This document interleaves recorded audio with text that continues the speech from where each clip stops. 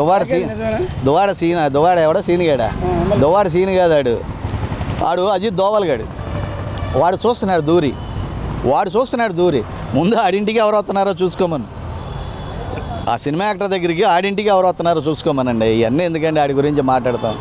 సంసార వ్యవస్థని దాంపత్య వ్యవస్థని సర్వనాశనం చేసిన ఇలాంటి దౌర్భాగ్యుల గురించి వాళ్ళు మాట్లాడిన మాటల గురించి కూడా మాట్లాడతాం, మనం చర్చించుకుంటామండి. తప్పండి అది.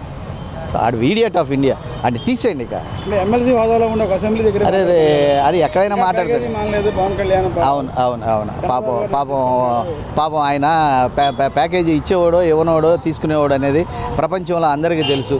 తెలియక ఇందాక అన్నానే కార్పొరేటర్కి ఎక్కువ ఇది అని, అది తెలియక ఇలాంటి ఎదవలు నిందలేస్తున్నారు.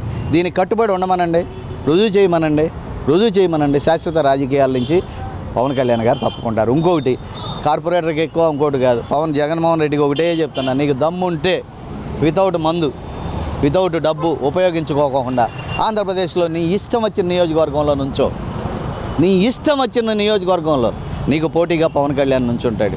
నీకు దమ్ముందా పవన్ కళ్యాణ్ మీద గెలిచే దమ్ముందా నీకు? అట్లా కూడా భూస్థాపితం అయిపోతావు. ఎందుకే అనవసరమైన వాగుళ్ళు, పిచ్చి వాగుళ్ళు వాగొద్దయ్యా. నువ్వు అనవసరంగా లేనిపోయిన బ్లేమ్లు వేస్తున్నావు. నువ్వు వేసినంత మాత్రాన పేద ప్రజలు నమ్ముతారనుకుంటే అది పిచ్చి మాట. ఇవాళ పవన్ కళ్యాణ్ రాష్ట్రంలో ఇలాంటి నాయకుడు రావాలి, ఇలాంటి నిజాయితీ పరుడు రావాలి, ఇలాంటి ఏమయ్యా పిచ్చనా కొడుకులు అయ్యాయా గిన్నిస్ బుక్ ఆఫ్ రికార్డులో అంత అడ్మినిస్ట్రేషను 13,500 పంచాయతీలు చేసినందుకు ఉత్తమ అవార్డు ఇవ్వటం ఏంటయ్యా అసలు? ఏ విధంగా కార్పొరేటర్ కన్నా ఎక్కువ, ఎమ్మెల్యే కన్నా తక్కువ? Bloody idiot.